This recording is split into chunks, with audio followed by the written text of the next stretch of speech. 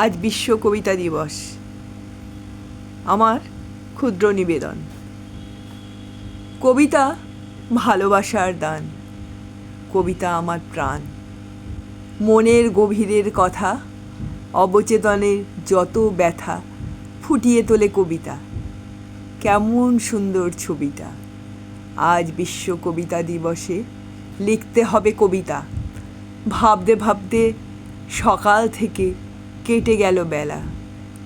এ কোন খেলা, শুধু ভেবে যাই কত ছবি এলোমেলো, কোনো গঠন নাই।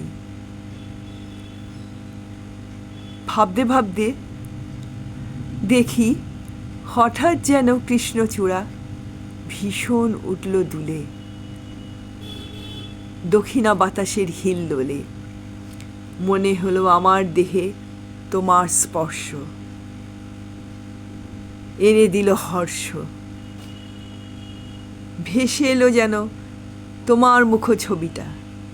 কি আনন্দে আমার শেষ হলো কবিতা।